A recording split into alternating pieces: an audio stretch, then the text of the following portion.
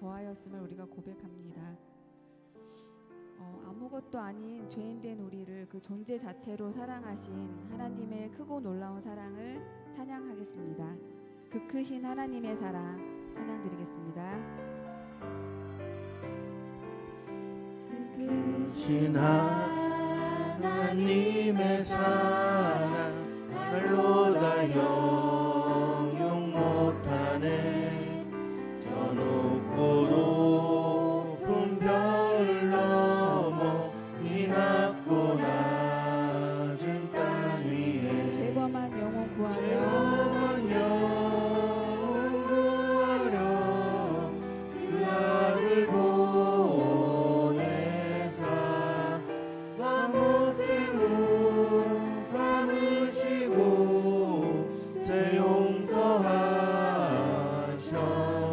하나님 크신 사랑 하나님 크신 사랑은 증량다 못하네. 영원히 변치 않는 사랑 성도여 찬양하세. 괴로운 시절 지나고 괴로운 시절 지나가고 땅 위에 영원세할 때 주 믿지 않던 영혼들은 큰 소리 외쳐 울어도 주 믿는 주 성도들에게 믿는 성도들에게 그 사랑 베푸사 우리의 죄 사했으니 우리의 죄 사했으니 그의 잊을까. 하나님 크신 사랑 하나님 크신 사랑은 증량다 못하네. 영원히 변치 않는 사랑 성도여 찬양하세. 하늘을 두루마리 삼고 하늘을 두루마리 삼고 바다를 먹물 삼아도 한없는 하나님의 사랑 한없는 하나님의 사랑 다 기록할 수 없겠네. 하나님의 크신 사랑 그 어찌 닿았을까. 저 하늘 높이 쌓아도 채우지 못하리. 하나님 크신 사랑은 증량다 못하네. 영원히 변치 않는 사랑 성도여 크신 찬양하세. 하나님의 사랑 크신 하나님의 사랑 말로 다 영용 못하네. 저 높고 높은 별을 넘어 이 낮고 낮은 땅 위에 죄범한 영혼 구하려 그 아들 보내사 화목제물 삼으시고 화목제물 삼으시고 죄 용서하셨네. 하나님 크신 사랑 하나님 크신 사랑은 증량다 못하네. 영원히 변치 않는 사랑 성도여 찬양하세. 주를 찾는 모든 자들이 찬양드리겠습니다.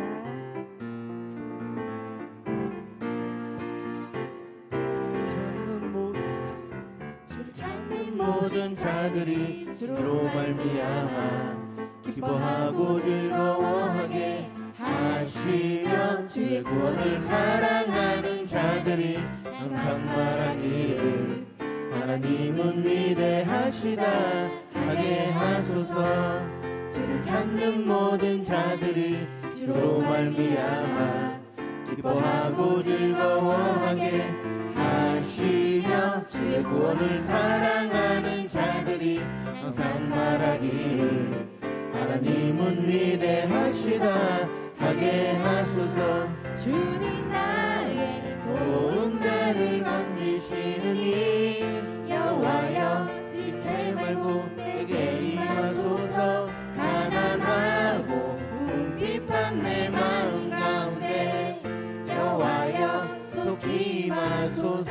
주를 찾는 모든 자들이 주를 찾는 모든 자들이 주로 말미암아 기뻐하고 즐거워하게 하시며 주의 구원을 사랑하는 자들이 항상 말하기를 하나님은 위대하시다 하게 하소서. 주를 찾는 모든 주를 자들이 찾는 모든 자들이 주로 말미암아 기뻐하고 즐거워하게 하시며 주의 구원을 사랑하는 자들이 항상 말하기를 하나님은 위대하시다 하게 하소서. 다시 주를 찾는 모든 자들이 찾는 모든 자들이 주로 말미암아 기뻐하고 즐거워하게 하시며 주의 구원을 사랑하는 자들이 항상 말하기를 하나님은 위대하시다 하게 하소서. 주를 찾는 모든 주를 자들이 찾는 모든 자들이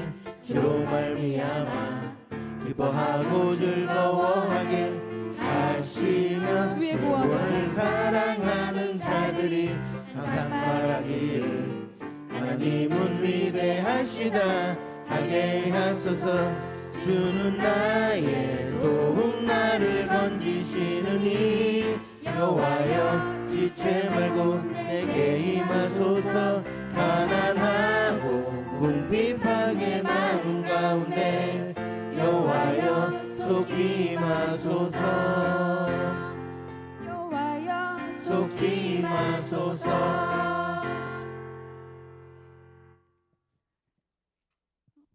마지막 날에 찬양 드리겠습니다. 요엘 선지자를 통한 하나님의 말씀인데요. 마지막 날에 모든 육체에게 하나님의 영을 부어주신다고 하셨습니다. 우리 마음 가운데 성령이 임하도록 간구하시면서 찬양 드리겠습니다.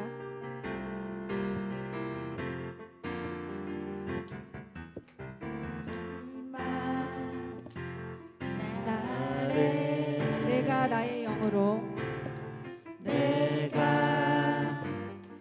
나의 영으로 모든 백성에게 모든 백성에게 부어주리라 부어주리라. 자녀들은 예언할 것이요 자녀들을 예언할 것이요 청년들은 환상을 보고 아비들은 꿈을 꾸리라.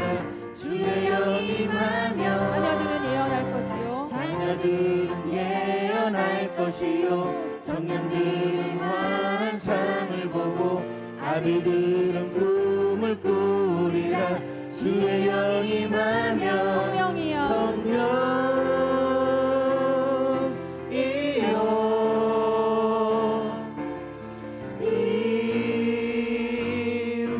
임하소서. 성령이여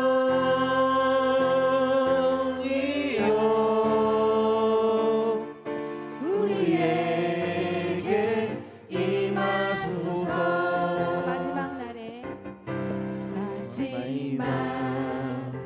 날에 내가 나의 영으로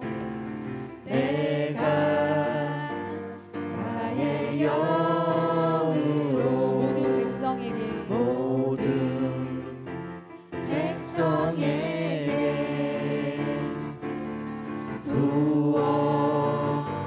부어주리라.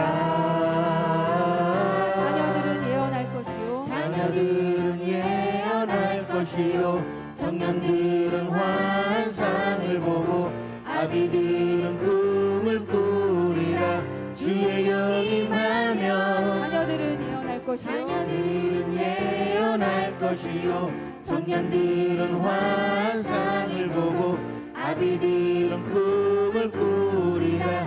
주의 영이 임하며 성령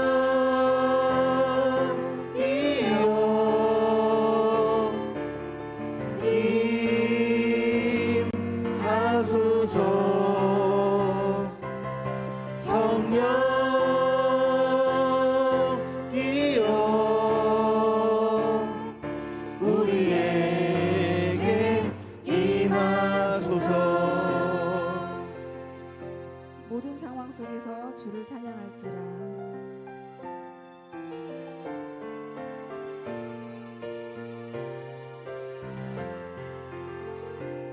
모든 상황 속에서 주를 찬양할지라. 주를 찬양할지라. 주는 너의 큰 상급 큰 도움이시라. 도움이시라. 주의 얼굴 구할 때 주의 얼굴 구할 때 주의 영을 부으사 주의 영을 부으사 크신 사랑 안에서 크신 사랑 안에서 주를 보게 하소서. 주를 보게 하소서.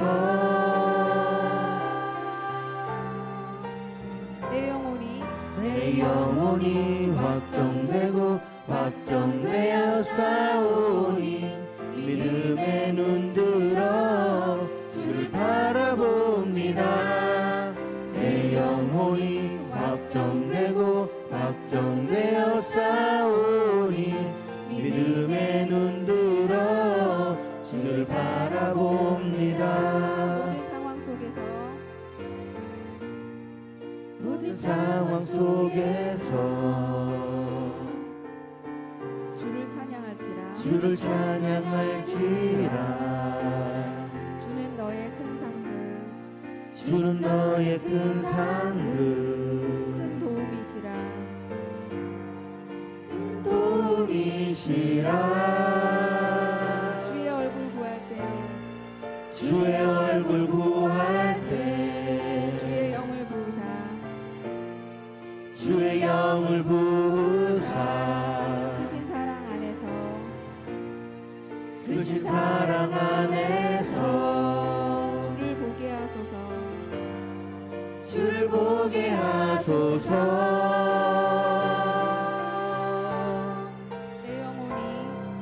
내 영혼이 확정되고 확정되어 싸우니 믿음의 눈 들어 주를 바라봅니다.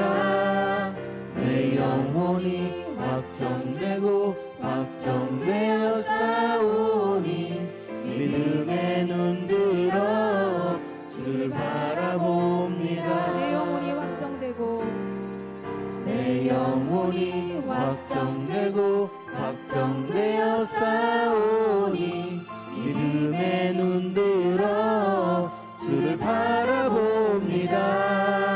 내 영혼이 확정되고 확정되어 싸우니 믿음의 눈 들어 주를 바라봅니다. 묵상으로 예배 준비하시겠습니다.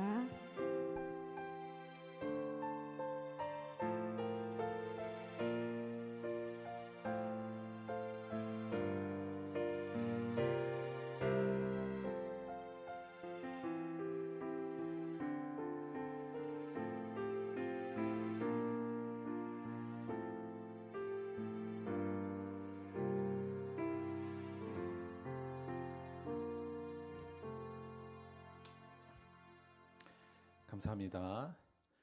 오늘이 이제 어버이 주일이기도 하고요. 또 저희 들복교회 5주년 기념 날이기도 합니다. 그래서 오늘 저희 교회에 있는 꽃들로 예쁜 꽃사지 만들어서 우리 어머님들 했고요. 요 날뿐만 아니라 앞으로의 모든 날들도 저희가 잘 섬기겠다는 마음으로 꽃 드렸다는 말씀 다시 한번 드립니다. 우리 감사한 마음으로 오늘 예배 드리겠습니다. 다 같이 묵상함으로 5월 11일 주일 예배 하나님께 드리겠습니다.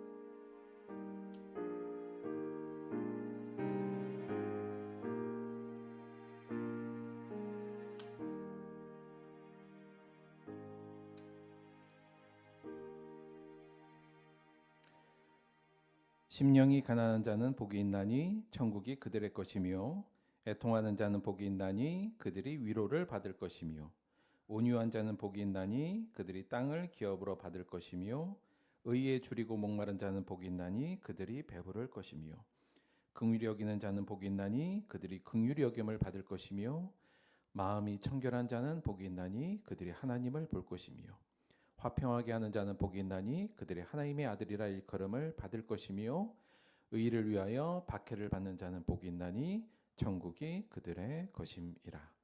아멘. 다 같이 사도신경으로 신앙 고백 드리겠습니다.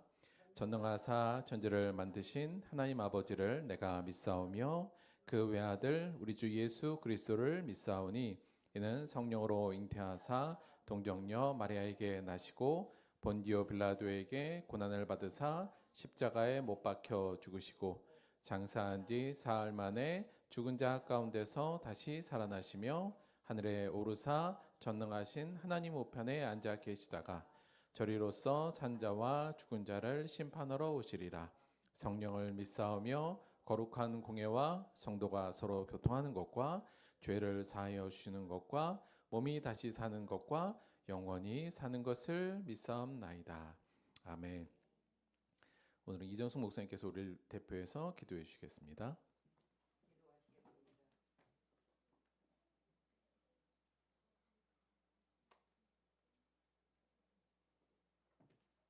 만왕의 왕이시며 만주의 주가 되신 아버지 하나님, 저의 모든 인생의 주인 되시며 세상 만물과 역사를 주관하시고 다스리시는 전능하신 아버지 하나님, 하나님의 높고 위대하신 성호를 찬양하며 찬송 올리옵나이다.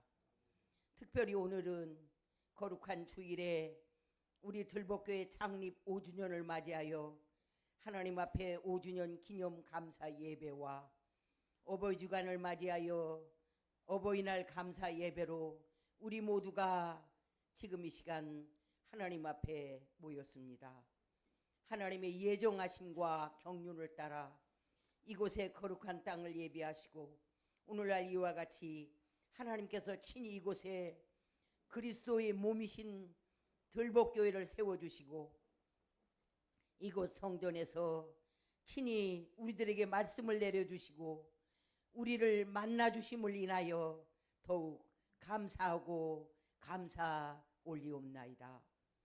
이 시간 원하여 기도하옵기는 우리 들복교회가 세상 광야에서 길 잃은 영혼들이 이곳에 나와 생명길을 찾고 천지를 창조한 창조주 하나님을 만나는 거룩한 성전이 되게 하여 주옵시고 우리 들복교회가 영혼을 구원하는 구원의 방주요 천국 알곡을 모으는 하늘곡간이요 세상 풍파와 환난을 피하는 피난처가 되게 하옵시며 인생 광야에서 갈증난 자들이 찾아와 성령의 생수 말씀의 생수를 마시는 구원의 우물 같은 교회 하늘샘 같은 교회가 되게 하여 주시옵소서. 그리하여 그 이름처럼 인생 광야를 지나는 자들에게 참 벗이 되는 교회 지상에 있는 하늘나라 우리 들복교회가 되게 하여 주시옵소서. 사랑의 기원과 본질이시며 실체이신 사랑의 아버지 하나님, 하나님의 사랑 아가페 사랑은 사람을 쓸모의 관점에서 바라보는 것이 아니라 그 존재의 귀함, 즉 하나님의 형상으로 피조된 하나님의 피조물로 바라보는 시각으로서 오늘날 하나님에 있는 하나님의 자녀들은 이 하나님의 아가페적 시각으로 세상을 살아가는 자임을 배우게 하셨으니 감사합니다. 원하여 기도하옵기는 우리 들복교회 성도들 모두의 시각을 변화시켜 주셔서 모든 사람을 쓸모의 관점이 아닌 존재적 귀함으로 바라보는 시각을 주셔서 우리 교회가 하나님을 기쁘시게 하고 우리 주님께 칭찬받는 아가페 사랑의 예수가족 공동체가 되게 하여 주시옵소서. 긍휼과 자비가 풍성하신 아버지 하나님, 여기 모인 시온의 아들들 예루살렘의 딸들은 우리 들복교의 기둥이요 대들보요 모퉁이돌입니다. 오늘 거룩한 주일 하늘 문이 열리는 날에 하늘 보고의 문을 여시사 여름날의 장대비같이 가문날의 소낙비같이 은혜와 복을 내려주셔서 모두 우리 성도님들 영혼이 잘되고 범사가 잘되고 강건한 복으로 예수님의 생명으로 넘치는 복을 오늘 내려주시옵소서. 우리 목사님 말씀 주실 때 영역을 7배나 뜨겁게 하여 주시고 성령께서 역사하시는 절정의 시간 은혜의 강물이 우리의 심령의 재단에 엄몰하는 시간이 되게 하여 주시옵고 오늘 주시는 말씀이 우리의 삶으로 나타나게 하여 주시옵소서. 이 예배가 하나님께는 한없는 영광이요 우리에게는 은혜와 진리로 충만한 하늘 축제 은혜의 잔치가 되게 하여 주시옵소서. 우리의 길이요 진리요 생명 되신 우리 주 예수 그리스도의 이름 받들어 간절히 원하고 기도 올리옵나이다. 아멘.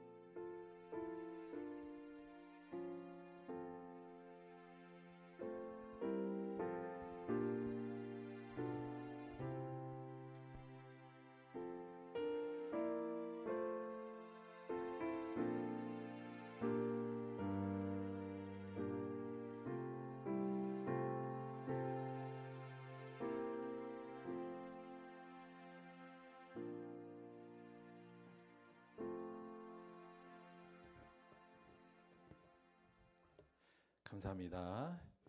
자, 이 시간에는 우리 교회학교 아이들의 특성이 있는 시간입니다.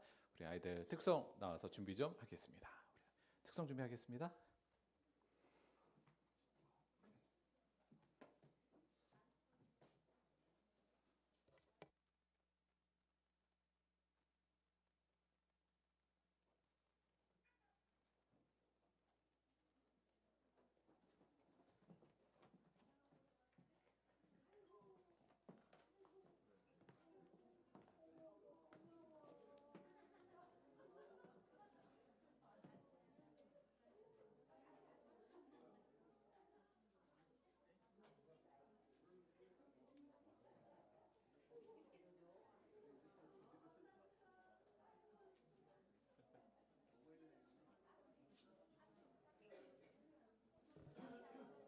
꽃은 받으면 다들 좋아하시긴 하네요.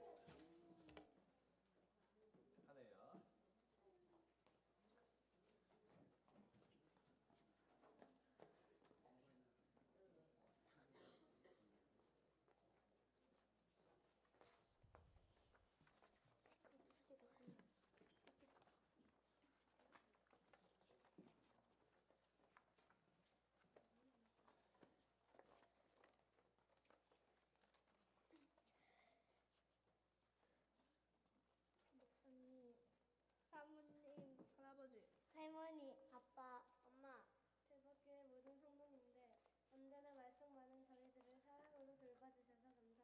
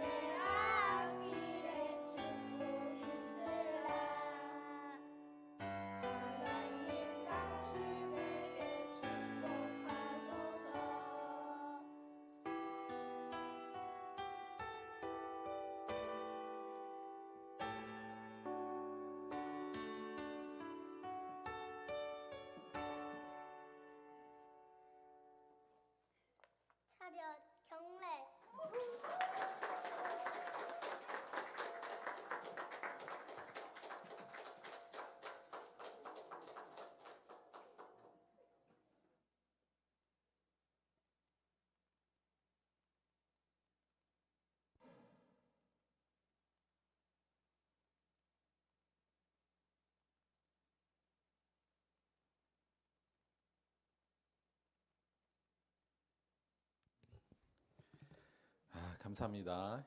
이게 여러분 이쪽만 보시잖아요. 늘 말씀드리지만 이렇게 아이들을 할 때 이렇게 행복해하는 모습을 이렇게 담아야 되는데 그걸 못 담아서 좀 아쉽다는 말씀을 드립니다. 하여튼 우리 아이들이 뭐 잠시지만 다들 행복하게 만들어준 것 같아서 너무 고맙다는 말씀 드립니다.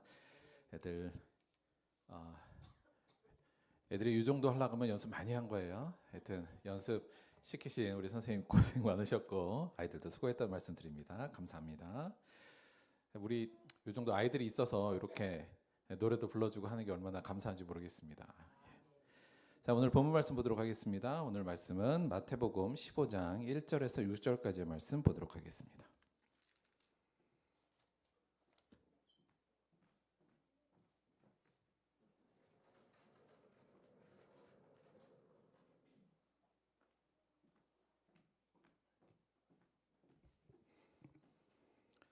신약성경 마태복음 15장 1절에서 6절까지의 말씀입니다. 신약성경 24페이지 마태복음 15장 1절에서 6절까지의 말씀인데요. 우리 교독으로 함께 봉독하도록 하겠습니다. 제가 먼저 하겠습니다. 그때 바리새인과 서기관들이 예루살렘으로부터 예수께 나와 이르되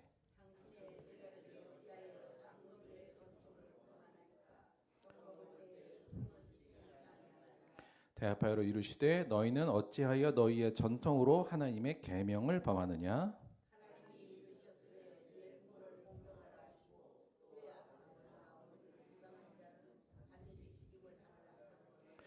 너희는 이르되 누구든지 아버지에게나 어머니에게 말하기를 내가 드려 유익하게 할 것이 하나님께 드림이 되었다고 하기만 하면 그 부모를 공경할 것이 없다 하여 너희의 전통으로 하나님의 말씀을 폐하는도다. 아멘. 오늘은 마태복음 15장 1절에서 6절까지의 말씀을 중심으로 해서 내 부모를 공경하라 이런 제목으로 하나님의 말씀 함께 나오도록 하겠습니다.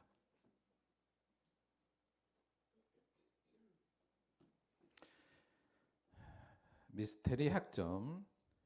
죄송합니다. 제가 정말 다른 걸 좀 해보려고 했는데 오늘까지만 제 얘기 조금 한번 더 할게요. 이게 참 쑥스럽습니다. 그냥 자, 제가 고등학교 때까지 사실은 성적이 아주 상위권은 아니었거든요. 그런데 그래서 이제 대학교 들어갈 때 왜 소위 그런 말 하잖아요. 이게 문 닫고 들어간다는 얘기 하지 않습니까? 아마 제가 학력고사 세대긴 합니다만, 그래서 정확하게 성적을 모릅니다만 아마 제가 이제 들어갈 때는 이제 문 닫고 거의 들어가는 수준이었어요.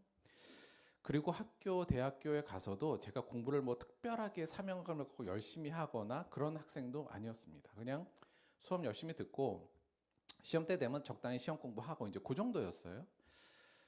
그래서 뭐 그냥 그렇게 학교를 다녔는데 어느 날 학교에 가보니까 대학교 2학년 때부터 그랬던 것 같은데 학교 이제 공고란이 있잖아요. 거기에 성적 우수자 장학금 명단이 나왔는데 거기에 제 이름이 있는 거예요. 그 친구들이 저를 보고 야 여기 네 이름 있어 그러는 거예요. 그래서 왜? 저는 왜? 이랬어요. 왜지? 그리고 제 친구 같이 이제 어울리는 친구들이 있잖아요. 걔들도 뭐지? 이러는 거예요. 왜 네가 여기 있냐? 뭐 이렇게 된 거예요. 저도 내가 왜 여기 이름이 있지? 이렇게 된 거예요. 이상하다. 그럴 리가 없는데 그냥 보통 시험도 그냥 제가 뭐 잘 쳤다는 느낌이 없고 보통 그냥 그렇게 별로 성적에 신경 안 쓰고 시험을 봤거든요. 그런데 제가 명단에 올랐고 그리고 이제 성적 장학금을 받은 거예요. 그리고 성적이 나왔는데 당시에 4.0 만점에 3.83이었어요. 잘한 겁니다. 예, 전체 다 A에 B가 하나 있었어요. 이상한 거예요. 제가 볼 때 되게 이상하다. 운이 좋았나 보다 이렇게 생각을 했어요. 그런데 그때부터 졸업 때까지 계속 그 성적이 나왔습니다. 그래서 2학년 이후로는 제가 계속 장학금을 받았고요. 죄송해요. 졸업할 때 저희 학번 중에서는 제가 1등으로 졸업했던 걸로 알고 있습니다. 자, 이게 박수 얘기 아니고요. 근데 여기 봤잖아요. 미스테리 학점. 암만 생각해도 이상한 거예요. 제가 이게 이렇게 나오면 안 되거든요. 저보다 공부 열심히 하고 더 많이 하는 애들이 분명히 많았는데 제가 이렇게 나온 게 좀 이상했어요. 그래서 제가 두 가지 생각했습니다. 이거 왜 이렇게 나오나 할 때 처음에 제 생각은 뭐였냐면 제가 그때 하긴 여러분이 얼굴을 보니까 잘 안 믿는 것 같아서 제가 이거 저 앨범에서 찾았어요. 자, 상장. 자, 위조 아닙니다. 확실하다는 거 다시 한번 말씀을 드리고. 자, 근데 제가 왜 이렇게 나왔는지에 대해서 고민을 하다가 첫 번째 제가 생각한 게 이거였어요. 뭐냐면, 내가 파란색 모나미 저는 153 펜으로 늘 썼거든요. 딴 사람들은 다 까만색으로 쓰는데 저 혼자 파란색으로 쓰니까 채점한 사람들이 기분이 좋지 않았나? 약간 이 생각을 했어요. 근데 그것도 약간, 그래서 그다음부터는 계속 모나미 153 파란색으로만 제가 답안지를 작성했는데, 생각해보면 그것도 어디 한두 번이지. 이게 어떻게 계속 이걸로 점수가 잘 나오는 것 좀 이상했잖아요. 그래서 제 나름대로는 이게 왜 이렇게 잘 나오나 했을 때 그냥 이렇게 생각했습니다. 이게 뭔가 하나님의 계획이 있나 보다. 제가 이제 학점을 좀 잘 받아야 되는 뭐 하나님의 계획이 있어서 하나님의 은혜를 줘서 성적이 좀 잘 나왔나 보다. 개인적으로 이렇게 생각했습니다. 물론 그래서 이제 뭐 대학원 갈 때도 당연히 도움이 되고 하긴 했는데, 여간 이건 하나님이 참 은혜 아니면 설명할 길이 없다. 그리고 하나님이 뭔가 계획이 있나 보다. 이제 이렇게 정도로 생각했었어요. 근데 그것도 잘 생각해 보면 조금 이상한 거예요. 이게 왜 그러냐면, 그렇게 해서 제가 성적이 잘 나오게 하려면 근본적으로 제가 공부를 열심히 해서 좋은 답안을 써서 성적이 나오게 해줘야 되는데, 하나님이 제가 좋은 성적을 내지도 좋게 답안지를 쓰지도 않았는데 갑자기 하나님께서 교수님의 눈을 흐려가지고 점수를 C 받을 걸 A 받게 하는데, 이거 이상하잖아요.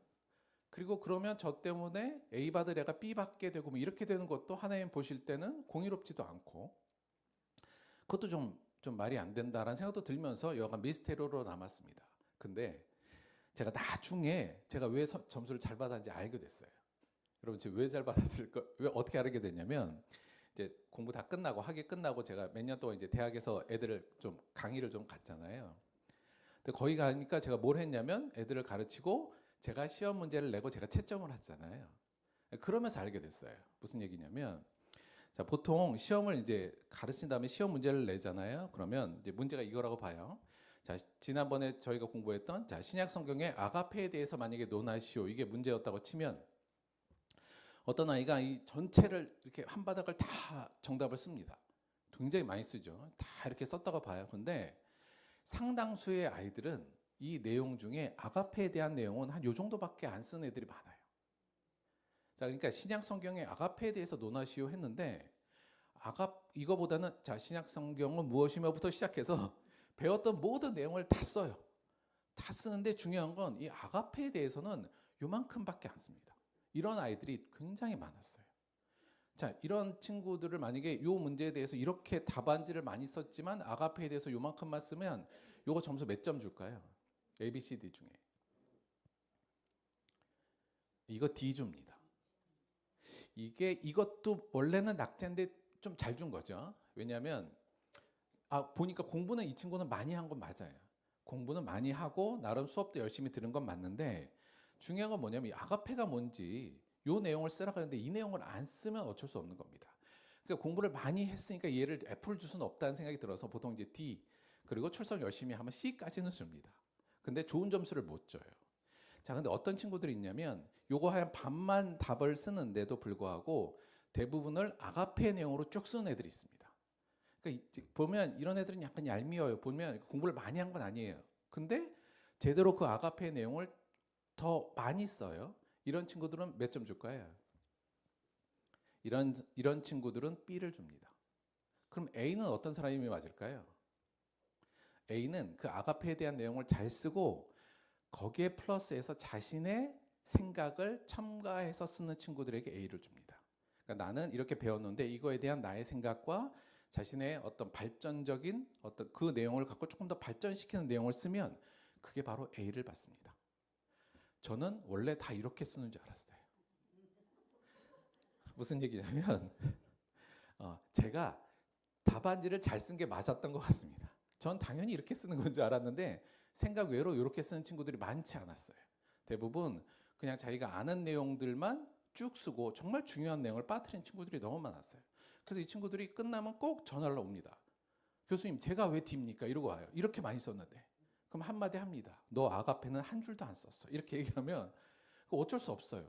그러니까 정말 잘 주고 싶고 얘가 공부를 열심히 한 건 알겠는데 점수를 잘 주기는 어렵습니다. 왜냐하면 중심 내용을 몰랐기 때문에 그래요. 그래서 아마 제가 보니까 많은 내용 중에 무엇이 중요한지를 파악하고 중요한 것을 남보다 조금 더 깊이 파고드는 재능이 저한테 조금 있었던 것 같아요. 공부는 많이 안 해도 뭐가 중요한지를 알고 그 내용을 조금 더 발전시키는 거를 제가 잘했던 것 같습니다. 결론은 제가 점수를 잘 받을 답안지를 제출한 게 맞긴 맞다. 그런데 그 핵심이 공부를 물론 많이 했다기보다는 그 중심을 알고 그 중심을 더 발전시키는, 어찌 보면 그래서 제가 이제 중고등학교 공부는 저에게 좀 안 맞았는데 대학교 공부가 저한테는 조금 더 적합한 공부지 않았나. 특히 이제 이건 신학이니까 인문학 쪽에서는 이런 쪽이 좀 더 요 부분이 맞거든요. 저한테 그 부분이 맞지 않았나 이런 생각을 갖습니다. 그런데 바로 이 지점이 신앙 안에서도 굉장히 중요한 지점으로 생각해야 될 부분입니다. 예수님과 당시의 바리새인들, 그다음에 율법학자들과의 극명적인 차이가 있는데 뭐냐면 당시에 예수님 시대에 바리새인과 율법학자들이 많았어요. 당시 유대인들의 율법학자, 서기관 이런 사람들은 정말 율법을 열심히 연구한 사람들입니다. 이 사람들은 정말 우리의 상상을 초월할 만큼 율법을 철저하고 세심하게 공부하는 사람들이었어요. 사실 율법의 전체 내용이 600개가 넘고 거기에 세부적으로 딸려오는 주석서까지 합치면 율법의 내용이 어마어마하게 많은데 그 내용들을 평생 공부하고 연구하는 사람들이었습니다. 예수님과 당시의 율법학자들 중에 누가 더 율법을 더 많이 알았을까요? 당연히 바리새인과 율법학자들이 율법에 대한 방대한 지식은 갖고 있었던 건 맞습니다. 물론 예수님도 예수님 어린 시절에 보면 율법에 대해서 굉장히 관심을 갖고 있었던 부분을 알 수 있어요. 그러나 예수님은 그야말로 나사렛 깡촌에 사셨던 분이고 거기에 교육시설도 변변치 않은 곳에서 있었던 분일 뿐입니다. 그래서 나름의 율법 공부를 하셨습니다만 당시의 율법학자들에게는 비견될 수가 없었어요. 그러니까 당시 말하면 당시에 율법학자나 바리새인들이 예수님보다는 율법에 대한 훨씬 더 방대한 지식을 갖고 있었습니다. 예수님은 물론 예수님도 율법에 대해서 정통하셨기 때문에 그렇겠습니다만 더 중요한 건 뭐냐면 예수님은 율법의 핵심을 파악하셨던 분이에요. 그러니까 이게 율법 전체를 다 아는 게 아니라 그보다 더 중요한 건 그 중심이 핵심이 무언가를 알고 있었던 게 실질적으로 예수님의 가장 중요한 특징이었습니다. 그러니까 율법학자라는 관점에서 보면 당시 율법학자들은 방대한 율법 지식을 가졌지만 중심이 뭔지를 정확히 몰랐고 예수님은 그 중심을 정확하게 아셨던 분입니다. 그래서 당시 율법학자들과 바리새인들은 그 지식을 쌓고 그 자체를 자랑하던 사람들이었어요. 내가 이렇게 율법을 많이 알아? 나 이만큼 똑똑해? 나 이만큼 하나님 앞에 충성하고 있어? 이걸 율법에 대한 지식으로 생각하고 자랑하던 사람이었는데 그에 반해 예수님은 그 핵심을 알고 그 핵심을 실천했던 분입니다. 이게 극명하게 당시의 바리새인과 율법학자와 예수님의 차이점이라고 볼 수 있어요. 그래서 결국은 바리새인과 율법학자들은 유선적 종교 행위에 집중할 수밖에 없었습니다. 그러니까 내가 이만큼 많이 알고 있다. 그리고 종교적인 행위들을 할 때 그들은 자신의 위선적으로 자랑하는 마음으로 했기 때문에 이걸 죄로 규정받았고요. 예수님은 그 율법의 핵심을 알고 그 핵심을 실천하는데 오히려 모든 노력을 다 하셨기 때문에 그것으로 참된 신앙적 열매를 맺으셨기 때문에 우리가 의로우신 분이다, 의로운 삶을 사셨다 이렇게 구분할 수 있습니다. 그래서 우리가 신앙 안에서도 정말 중요한 건 얼마나 그 신앙적 내용을 혹은 성경적 지식을 많이 아느냐. 물론 그게 중요하지 않다는 건 아닌데 그것보다 더 중요한 건 핵심을 알고 그 핵심을 실천하고 발전시키는 게 훨씬 중요하다는 게 바로 예수님과 당시의 율법학자들의 비교를 통해서도 저희가 확인할 수 있어요. 결론적으로 말씀을 드리면 정리하자면 신앙에 대해서도 성경에 대해서도 얼마나 많은 지식을 가지고 있는가가 중요한 게 아니라 무엇이 우리의 신앙의 중심이고 핵심인지를 파악하고 그 중심과 핵심에 집중하여서 이를 발전시키는 것이 정말 중요합니다. 자, 그래서 사실은 이 부분을 저희가 관심을 갖고 여기에 맞추어서 신앙생활을 하는 게 필요하다는 말씀을 드리는 거예요. 제가 개인적으로 이제 제 목회를 해야겠다라고 생각하면서 내가 어떤 목회를 할 것인가에 대해서 고민을 많이 했습니다. 물론 그 전에 이제 큰 교회 부교육자로 있을 때도 이 고민은 여전히 하긴 했었는데요. 근데 제가 나오면서 나는 이런 목회를 해야겠다라고 생각할 때 가장 큰 목표는 이거였어요. 성경을 제대로 가르치는 목회를 해야겠다. 이게 조금 제대로라는 말이 지금 좀 탐탁지는 않는데, 그러니까 당시에 제가 볼 때는 우리네 교회 안에서 사실은 성경에 대한 이해가 굉장히 부족했습니다. 그러니까 물론 제가 뭐 나름 이 부분을 이제 오랫동안 좀 공부를 하면서 느낀 건데, 일단 성경 공부에 대한 내용이 전체적으로 많이 부족했고, 전체 교회로 당시에 또 그래서 수많은 이단들이 성경 공부를 통해서 부흥할 때 한국 교회가 그거를 어떻게 막아주지도 못했고, 아울러서 이 성경 공부를 그래서 제대로 시키고 성경을 잘 가르치는 일을 해야겠다. 왜냐하면 제가 그걸 여간, 제가 목회적인 다른 달란트는 별로 없는데 그중 제가 조금 나은 게 여간 성경에 대해서 조금 더 오래 공부했고 조금 이 부분을 가르치는데 약간의 재능이 있다는 부분이 있었기 때문에 이거라도 좀 제대로 해야겠다 싶어서 어떤 목회를 할 것인가에 대해서 내가 성경을 제대로 가르쳐야겠다. 그래서 성경을 창세기부터 요한계시록까지 잘 정리하고 잘 교재를 만들어서 성도들에게 잘 전해야겠다라는 생각으로 실제로는 목회를 시작하려고 했었어요. 그런데 그 이후에 조금 바뀌었습니다. 어떻게 바뀌었냐면 그것보다는 성경의 가르침의 핵심에 집중하고 발전시키는 목회를 해야겠다라는 생각으로 좀 바뀌었어요. 이건 사실은 모천교회에서 있으면서부터 이제 바뀐 내용이긴 한데 그래서 지금은 우리 성도들의 성경을 제대로 잘 가르쳐야겠다. 이거보다도 어떻게 성경의 가르침의 핵심을 집중적으로 파고들고 그 내용을 잘 발전시켜서 저와 성도들의 삶을 그것으로 풍성하게 만들어내는 거에 관심이 있다. 그래서 어찌 보면 지난 들벅교회 지난 5년간의 여정은 그 여정이었다는 말씀을 좀 드립니다. 그러니까 지금도 그러한 기조로 제가 하고 있다는 말씀을 좀 드려요. 따라서 조금 계속 말씀을 드리지만 조금 내용이 방대하진 않아요, 저희가. 그리고 조금 더 반복적인 내용이 많습니다만 그래야 할 필요성을 앞에서 이야기한 이유 때문에 지금 하고 있다는 말씀을 좀 드립니다. 그럼 성경 공부는 그렇게 중요하지 않나요? 아닙니다. 중요하죠. 근데 제가 생각할 때 성경 공부는 약간 이런 의미입니다. 우리가 성경 공부를 많이 하는 것 중요하고, 그리고 한 20년 전부터 20년 전부터 사실 한국 교회 성경 공부에 대한 붐이 많이 일어났잖아요. 성경 공부를 많이 하고 별의별 과정들도 많이 생기고 또 성경을 많이 공부하는 모임들도 많고 좋습니다. 성경 공부가 나쁜 건 아닌데 성경 공부는 이 정도의 의미로 저는 생각이 들어요. 뭐냐면 성경 공부를 열심히 하면 울타리를 치는 느낌 정도 됩니다. 그러니까 양들이 울타리 안에 있으면 외부적인 적으로부터 안전하게 보호될 수는 있어요. 그래서 내가 성경적으로 공부를 많이 하고 성경의 내용을 제대로 아는 건 안전성인 면에서는 중요하고 좋습니다. 문제는 울타리 안에 있다고 저절로 크진 않는다는 얘기예요. 정말 크려면 좋은 걸 먹고 제대로 해야 되는데 울타리 안에만 있다고 성장하진 않는다는 얘기입니다. 그래서 제가 볼 때는 성경 공부는 중요하지만 이 부분을 좀 생각한 거예요. 첫째는 성경 지식이 좋은 신앙인을 만들지는 않습니다. 정확하게 말하면 성경 지식만이 좋은 신앙인을 만들지는 않는데 그렇잖아요. 그러니까 성경 지식 많다고 좋은 신앙이 꼭 되는 건 여러분 아닙니다. 제가 뭐 성경 지식 많으신 분들 주변에도 많이 보고 그런데 그냥 뭐 저도 그렇습니다만 여러분 저도 봐도 그렇잖아요. 저를 봐도. 그러니까 성경 지식이 공부를 많이 했다고 꼭 좋은 신앙이 되는 것은 아닙니다.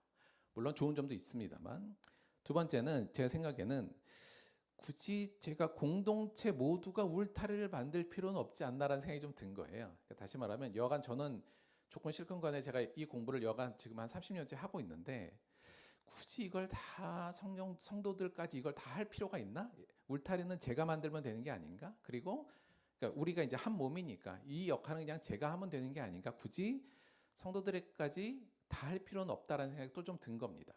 물론 제가 그래서 콩옥부를 안 하는 건 아니죠. 우리가 알다시피 설교 중간에 제가 성경 공부를 넣어서 하고는 있어요 지금. 근데 아주 체계적으로 이렇게 창세기부터 하지는 않습니다만 그래서 저는 성도들이 이 공부를 통해서 성경이 이렇게 해석해야 되는구나. 그러니까 감적으로 요건 좀 이상하네. 왜 이렇게 말씀을 이렇게 해석하지? 그 정도는 알아들을 수 있을 정도의 교육들은 저희가 하고 있는 거예요. 그러나 그 이상의 깊이는 막 성도들이 창세기 하면 창세기 구조가 머릿속에 쫙 들어오고 굳이 여러분이 그렇게까지 할 필요는 없다. 그리고 이 울타리는 제가 치면 되는 거니까. 그 정도의 생각을 좀 갖는 겁니다. 그럼 성도들은 뭘 해야 되느냐? 그거 시간이 남으면 그것까지 하면 다 좋아요. 그러나 우리가 그렇게까지 할 여유가 없으니 성도들은 신앙적으로 성장하고 좋은 그리스도인이 되기 위해서는 진리의 핵심에 집중하고 그 핵심을 살아내면 그때 성장하는 겁니다. 그래서 저희들의 지금 우리 들벅교회의 방침과 지금 방향성이 이렇게 나가고 있다. 이 정도로 아시면 돼요. 그래서 우리는 왜 이렇게 성경 공부 프로그램도 별로 없고 아, 나는 정말 성경을 열심히 공부하고 싶고 알고 싶은데 막 이런 교회에서 이걸 안 채워진다 그렇게 생각하실 수도 별로 없죠. 근데 이제 만약에 여러분이 정말 저도 성경을 좀 깊이 있게 알고 싶어요. 그건 뭐 나중에 해드릴 수 있어요. 그러나 그게 그렇게까지 중요하진 않더라. 제가 해보니까 오히려 신앙적인 우선순위로 따지자면, 근데 이건 아마 약간 그것도 있는 것 같아요. 제가 올해까지만 목회하는데 약간 이만이 늘어난다고 말씀드렸잖아요. 그래서 좀 더 중요한 거에 집중하자는 의견이 더 제 생각이 좀 강해서 이 부분을 한다. 나중에 필요하시면 해드릴 수는 있다. 이랬던 말씀을 드리고, 중요한 건 뭐냐면 정말 진리의 핵심에 집중하고 그것을 발전시키면 된다. 그것만 붙잡으면 된다는 말씀을 드립니다. 사실 생각해 보면 여러분, 성경 공부라는 것을 일반 성도들이 하기 시작한 게 얼마 안 됐어요. 그러니까 개인이 성경을 바라보기 시작한 것도 몇백 년이 안 됐고, 그 이전에, 그리고 실제로 지금 우리나라에서도 성경을 열심히 공부한 세대들이 사실 그렇게 많지 않습니다. 그러니까 우리 앞 세대만 하시더라도 우리 할머니 할아버지들 성경 공부 안 했어요.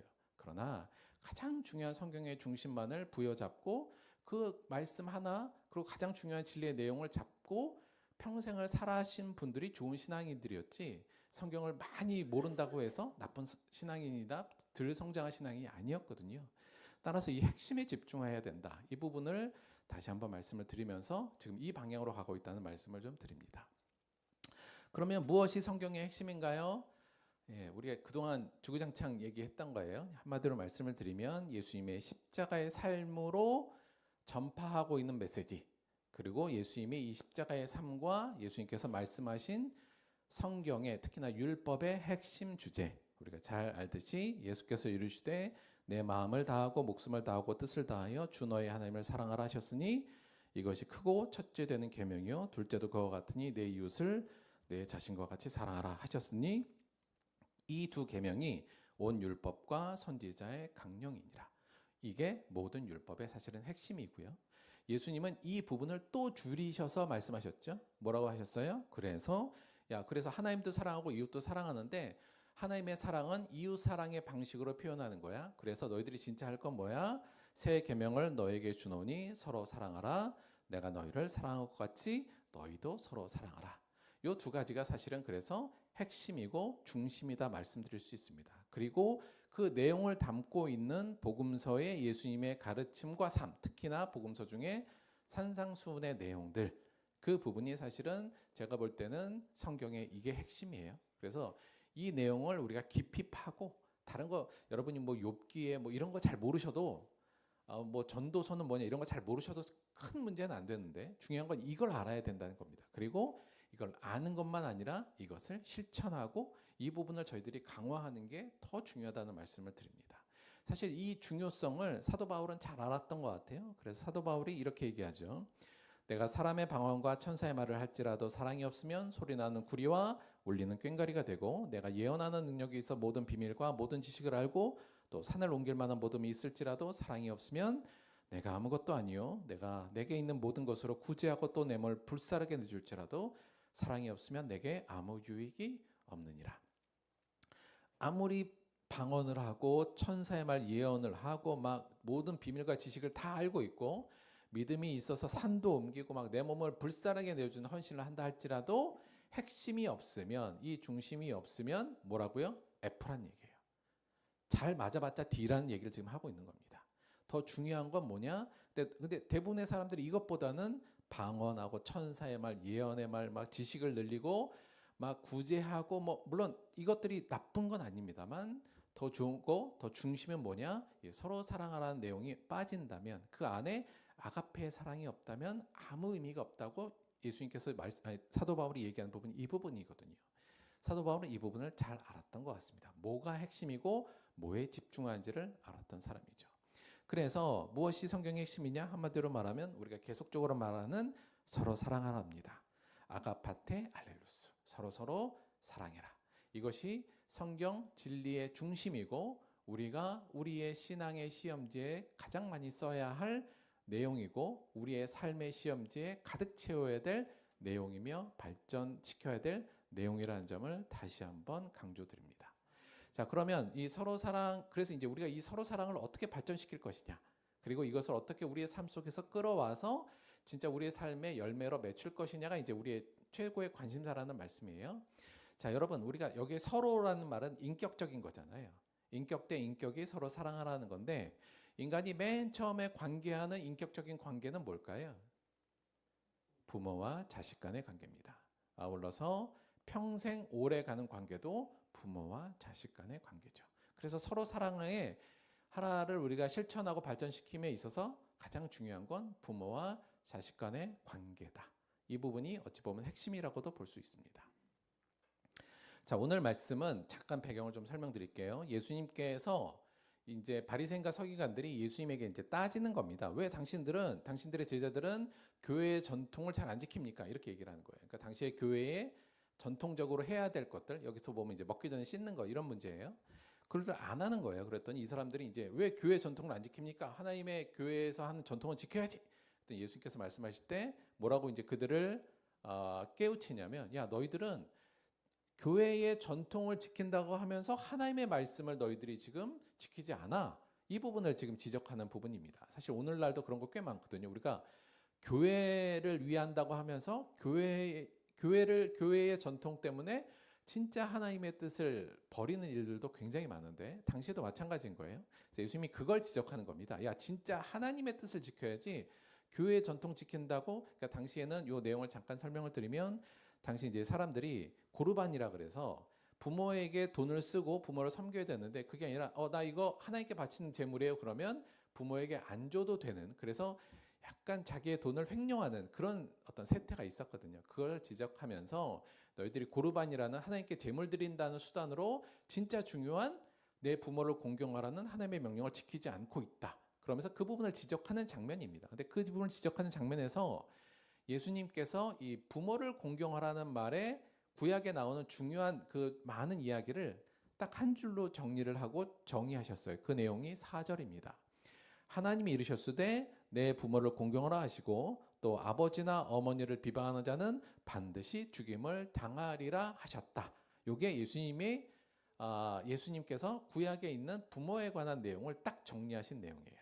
그래서 이 내용을 전체적으로 중심으로 해서 오늘 서로 사랑의 가장 중심이 되는, 특히나 우리가 이제 부모 어버이 주일에 부모에 대한 이 공경에 대한 이야기를 잠시 나누고자 합니다. 일단 내 부모를 공경하라, 이 중요성을 오늘 말씀에서 찾아보면, 오늘 말씀 안에서 그 중요성을 먼저 살펴보면, 첫째는 내 부모를 공경하는 것은 인간의 기본 윤리 이전에 하나님의 중대한 명령이라는 사실을 일단 기억하셔야 됩니다. 하나님께서 이르시되, 이렇게 하나님께서 말씀하셨다예요. 하나님께서 명령하신 부분이라는 거. 그래서 우리가 부모를 공경하지 않으면 사실은 그렇다고 큰 어떤 외부적인 어떤 변화가 없잖아요. 왜냐하면 부모는 공경하지 않아도 자식을 미워하지 않으니까. 그래서 특별하게 나에게 비난이 가해지지 않을 수도 있습니다만, 중요한 건 이건 하나님의 명령이기 때문에 분명하게 우리가 그 대가를 치러야 되는 부분이라는 사실을 기억해야 된다. 마찬가지로 두 번째, 오늘 말씀에 나오면 부모를 비방하는 자는 심판의 대상이 된다고 나와 있어요. 내 어미나 아버지를 비방하는 자는 반드시 죽임을 당하리라. 심판의 대상에 포함되는 중요한 내용이라는 거고요. 조금 더 한마디로 말씀을 드리면 이 뒷부분에서 더 이야기가 진행됐는데, 결국은 부모를 공경하는 것은 하나님을 공경하는 것입니다. 왜냐하면 하나님의 명령이니까. 그래서 하나님의 공경은 뭐예요? 그의 명령을 준행하는 거잖아요. 준행하는 거. 그러니까 우리가 부모를 공경하는 것이 곧 하나님을 공경하는 거다. 그래서 공경이란 말도 사실은 하나님을 공경할 때와 같은 단어를 쓰고 있거든요. 그래서 부모 공경이 곧 하나님을 공경하는 것이다. 이 정도의 중요성이 있다는 말씀을 일단 하나 체크하고요. 마지막으로 오늘 간단하게, 오늘 말씀의 핵심이죠. 내 부모를 공경하고 비방하지 말라. 이렇게 정리되어 있는데, 이 내용을 조금만 더 발전시켜서 우리의 삶 속에서 오늘 적용해 보려고 합니다. 일단 내 부모를 공경하고 비방하지 말라. 공경하라와 비방하지 말라 두 가지잖아요. 크게 내용은, 첫째, 공경하라는 말은 그냥 한마디로 소중하게 가치 있게 대하라는 얘기입니다. 근데 사실은 예전에도 말씀을 드렸습니다만, 이게 이제 부모님들이 나이가 들기 시작하면서 우리가 알다시피 신체적으로나 인지적으로 능력이 이제 떨어질 수밖에 없습니다. 그렇게 되잖아요. 그러면서부터 자녀가 존중과 소중히 여김을 잘 안 하는 경우들이 있는 것 같습니다. 이제 좀 귀찮아지기도 하고, 자꾸 예전에 부모는 커 보였는데 자꾸 오면서 인지 능력도 떨어지고 신체 능력도 떨어지면서 사실은 많은 경우 우리가 부모님을 공경하지 않는 경우들이 있다. 그러나 오늘 말씀에는 존중하고 그 가치를 인정해 주라는 거예요. 그리고 소중하게 대해야 된다는 게 공경의 의미고요. 여기 비방하지 말라는 말이 나오잖아요. 부모님을 비방하지 말라. 근데 이 비방의 말이 앞에 이 단어가 아피카코라고 나오는 게 이게 악하다고요. 뒤가 말하다예요. 그러니까 이게 비방하지 말라는 게 악하게 말하지 말라는 겁니다. 저는 이게 제일 중요한 건 무시하지 말라 정도로 이해하는 게 적절하다 싶습니다. 그러니까 이게 뭐 저도 자식된 입장이고 그런 입장에서 말하기가 저도 좀 어려운데, 그러니까 이런 거 있죠. 우리가 이제 좀 쓸데없는 소리 좀 하지 마 이런 거예요. 잘 알지도 못하면서 왜 뭐, 그리고 이제 하다 보면 이제 말도 계속 반복하시고 같은 말도 또 하고 막 뭐 이런 경험들을 한단 말이죠. 그럼 이제 이렇게 막 비방도 하고 악하게 말이 나오는 경우들이 종종 있게 되는 것 같습니다. 이 부분을 조금 더 구체화시킨다면, 그럼 우리가 부모를 어떻게 공경할 것인가, 어떻게 존중하고 소중히 여길 것인가에 대해서 여러 가지가 있겠습니다만 그 첫 번째는 저는 경청하는 것으로 생각합니다. 그러니까 부모의 말을 잘 들어주는 거예요. 근데 이게 되게 어렵습니다. 그러니까 이게 기본적으로 세대 차이가 나고 가치관의 차이가 나기 때문에 부모의 말을 이제는 들을 가치가 없고 소음처럼 여기게 되는 순간들이 생길 수 있거든요. 근데 오늘 말은 그 말이 합리적이고 또 좋은 말이기 때문에 들으라는 게 아니라 그렇지 않을지라도 경청하고 존중하라는 게 하나님의 명령입니다. 그래서 물론 잘 소통이 되고 가치관의 어떤 소통이 잘 되고 이 아이가 잘 되면 좋겠습니다만, 그렇지 않더라도 부모님의 말씀에 경청하는 것이 곧 존중하고 소중히 여기는 첫 번째 단계이며 실천 사항일 것이다. 이렇게 좀 정리를 좀 해보고요. 두 번째, 악하게 말하지 말라. 그러니까 소위 말하면 아까 같은 말은 하지 않는 게 맞습니다. 그렇죠? 그리고 저는 좋은 말로 칭찬해 주는 것, 비방하지 말고 좋은 말 해주는 게 중요합니다. 그리고 칭찬도 부모들에게도 매우 필요하고요. 또 위로의 말, 지지의 말도 아이들이 아니라 부모에게도 꼭 필요한 말이라는 생각이 듭니다. 그래서 오늘은 내 부모를 공경하고 비방하지 말라는 이 하나님의 명령에 우리가 경청과 칭찬으로 조금 더 발전시키자. 사실 이게 사실은 서로 사랑의 사실은 핵심적인 실천 상황이기도 합니다. 우리가 서로 사랑하라고 할 때 사실은 부모뿐만 아니라 모든 사람들의 말에 경청하고 나쁜 말하지 않고 악하게 말하지 않고 선하게 좋은 말로 칭찬하는 게 사실은 서로 사랑의 실천 상황이 매우 중요한 거잖아요. 그래서 이 부분은 우리가 부모를 이렇게 경청하고 좋은 말로 칭찬하는 과정을 통해서 우리가 우리 주변의 모든 사람들에게 또한 서로 사랑을 실천할 수도 있을 거고요. 그렇게 되는 것, 그것이 곧 뭐라고요? 신앙의 핵심이며 이것이 중심이며 우리가 써내고 채워져야 할 우리 삶의 시험지의 중심적인 내용이라는 말씀을 다시 한번 드리면서, 우리 어버이날, 이게 뭐 1년 365일 어버이날이었겠습니다만 다시 한번 부모님의 말씀에 부모님을 존중하고 비방하지 말자, 경청하고 좋은 말로 칭찬하자. 이를 통해서 서로 사랑의 핵심적인 이 실천 사항을 우리가 더 발전시키고 우리의 삶을 신앙의 핵심으로 더욱더 중심으로 더 발전시키는 저와 여러분이 되기를 바랍니다. 나의 신앙의 학점은 무엇일까요? 여러분이 지금까지 우리가 채워온 우리 신앙의 시험지에 채워온 내용은 대체 무엇이었을까? A, B, C, D, F 중에 내 신앙의 학점은 몇 점이었을까? 여러분 이거 쉽습니다. 이 점수 내는 거 쉽죠? 아까 말씀드렸잖아요. 서로 사랑하라. 특별히 부모님에게 부모를 공경하고 비방하지 말라가 어느 정도 채워져 있느냐가 중요하다는 말씀을 드렸어요. 다른 거 다 채우는 걸 큰 의미가 없습니다. 여러분 딴 거 뭐 교회 나와서 열심히 예배드리고 저 나중에 하나님께 가서 제가 이렇게 열심히 예배를 드리고 이렇게 헌금을 많이 하고 기도도 이렇게 많이 하고 이렇게 많이 했는데 왜 제가 딥니까? 이러면 하나님 뭐라고 하실까요? 서로 사랑이 없잖아 이렇게 할 거예요. 어쩔 수 없어 이렇게 됩니다. 따라서 저는 우리가 하나님 앞에 갔을 때 우리의 시험지에 이 서로 사랑, 특별히 부모를 공경하는 이 부분이 가득 채워지기를 바랍니다. 그래서 모두 A 학점 받으시기 바랍니다. 그것이 제 사명이기도 하고 우리가 함께 만들어가야 할 목표라고 생각하고 열심히 그것을 위해서 달려가는 저 여러분이 되기를 주님의 이름으로 축원드립니다. 말씀 생각하시면서 잠시 동안 기도하겠습니다.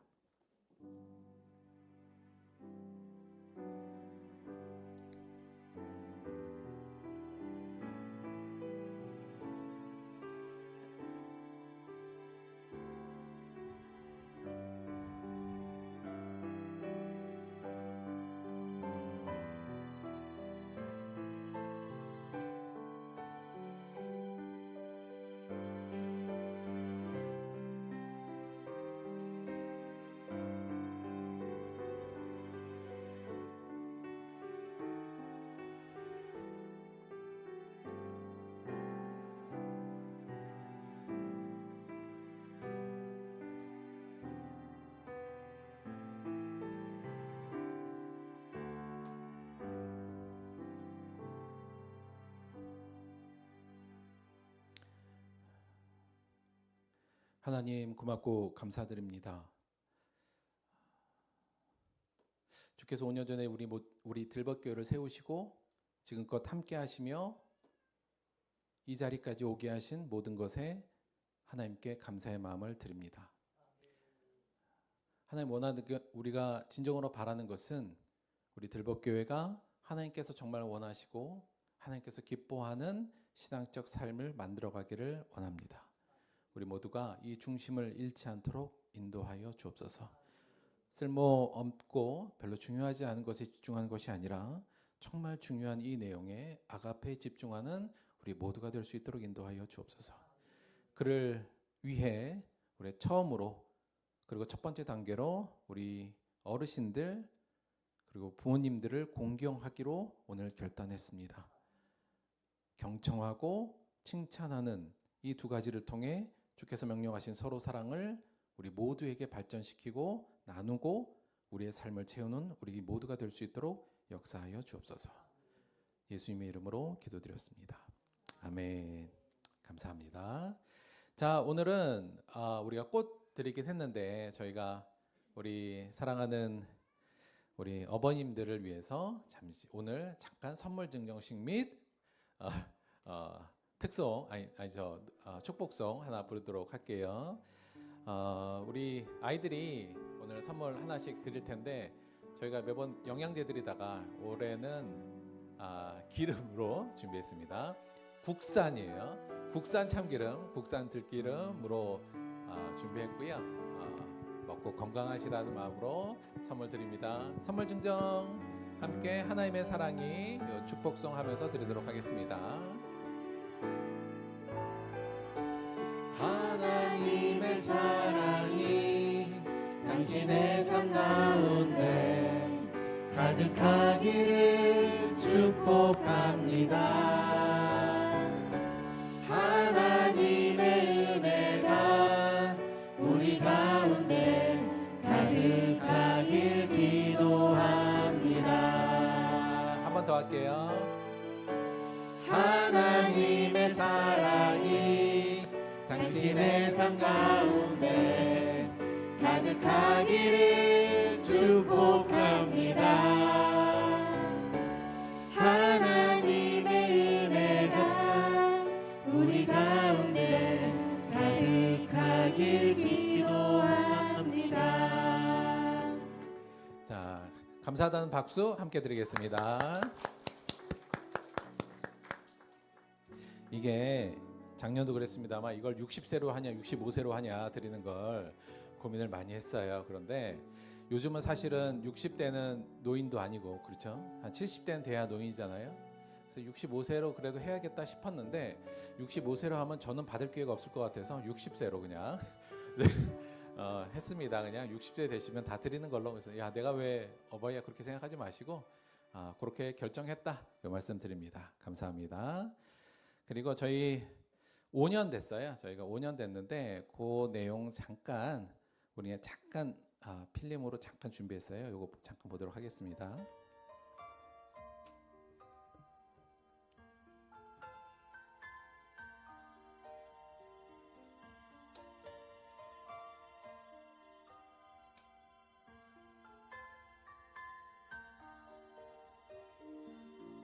험한 세상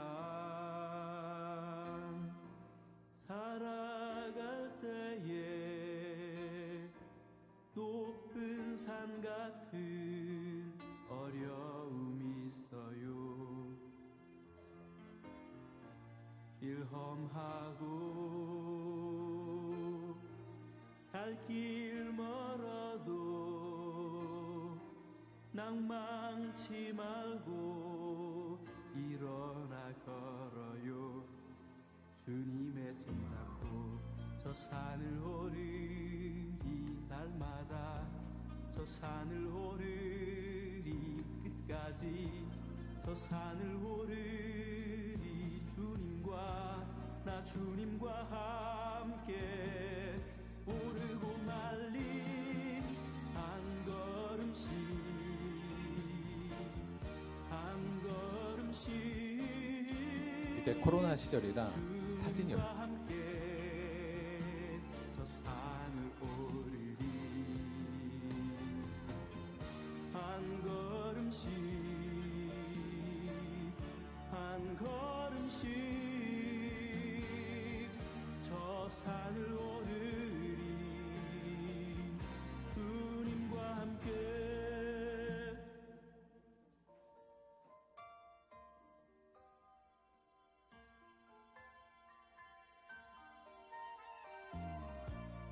모든 꿈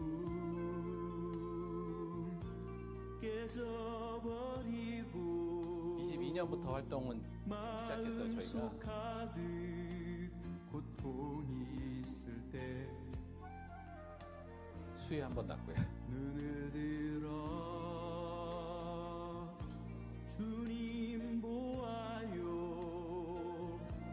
오른손으로 늘 지켜주시는 주님을 보아요. 저 산을 오르리, 날마다 저 산을 오르리, 끝까지 저 산을 오르리. 주님과 나 주님과 함께 오르고 말린 한 걸음씩 한 걸음씩 주님과 함께 저 산을 오르리. 한 걸음씩 한 걸음씩 저 산을 오르리. 주님과 함께 한 걸음씩 한 걸음씩 주님과 함께 저 산을 오르리. 한 걸음씩 한 걸음씩 저 산을 오르리. 저 산을 오르리. 주님과 함께.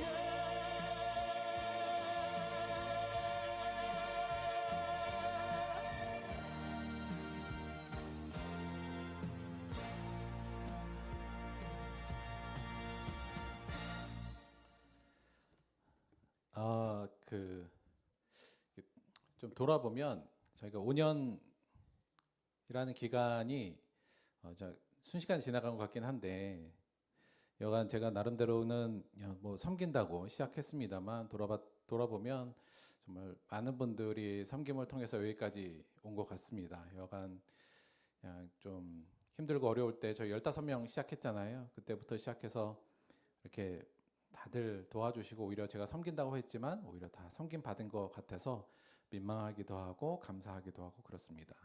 여간 5년 동안 뭐 코로나도 있었고 별의별 문제가 있었습니다만, 많은 분들의 보이지 않는 곳에서 섬김과 헌신으로 여기까지 무난히 잘 오고 있다. 앞으로 뭐 언제까지가 될지 모르겠습니다만 제가 최선을 다해서 섬김에 열심히 다하겠다라는 말씀을 5주년을 통해서 말씀을 드리면서 미안함과 또 감사함과 다짐으로 5주년 말씀을 좀 가름하고 여러분께 말씀을 드립니다. 수고하셨다는 말씀 드립니다. 수고하셨어요. 그런 의미로 사진 한 장 찍어야 되기 때문에 저희가 죄송해요. 지금 시간이 없습니다만 잠깐만 앞에 나오시면 제가 사진 한번 빨리 찍고 요것도 사진 남겨야 6주년 때 또 하나 올리지 않겠습니까? 오늘 그래서 빨리 앞으로 잠깐 나와주시면 돼요. 잠깐만 나오겠습니다.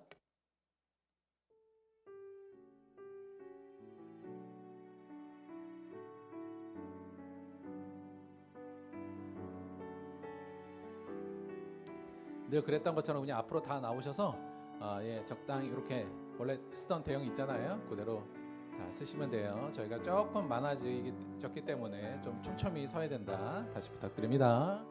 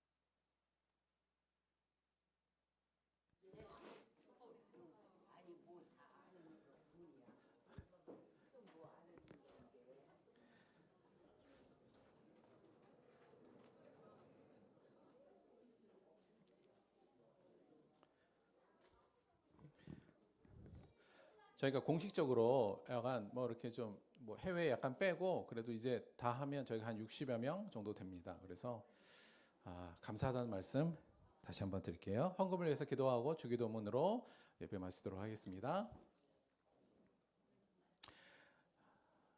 하나님 고맙습니다. 우리의 삶을 주관하시고 우리를 창조하시고 우리를 구원하시고 우리의 생명을 주셔서 지금의 이 자리까지 오게 하시니 고맙고 감사합니다. 더 감사한 것은 하나님께서 우리를 들복교회 아래 모이게 하시고 서로 열심히 사랑할 수 있도록 불러주셨사오니 고맙고 감사합니다. 우리가 이곳에서 사랑으로 충만하여 세상에 주님의 사랑을 전할 수 있는 귀한 주님의 선교사여 하나님의 일꾼들이 될 수 있도록 인도하여 주옵소서. 무엇보다도 우리 안에 우리의 가장 가까운 사람부터 사랑할 수 있는 용기를 주시고 능력을 주셔서 그 사랑을 전파해낼 수 있도록 함께하여 주옵소서. 우리에게 주신 은혜 감사하여 오늘도 주 앞에 예물로 나왔습니다. 예물 드린 손길마다 이 하나님의 사랑으로 충만케 채워주시고 드린 손길 위에 그리고 그 예물이 가는 곳에 하나님의 놀라운 은혜와 사랑이 전파될 수 있도록 인도하여 주옵소서. 예수님의 이름으로 기도드렸습니다. 아멘. 주기도문으로 예배 마치겠습니다. 하늘에 계신 우리 아버지여, 이름이 거룩히 여김을 받으시오며 나라가 임하시오며 뜻이 하늘에서 이루어진 것 같이 땅에서도 이루어지이다. 오늘 우리에게 일용할 양식을 주시옵고 우리가 우리에게 죄 지은 자를 사하여 준 것 같이 우리 죄를 사하여 주시옵고 우리를 시험에 들게 하지 마시옵고 다만 악에서 구하시옵소서. 나라와 권세와 영광이 아버지께 영원히 있사옵나이다. 아멘.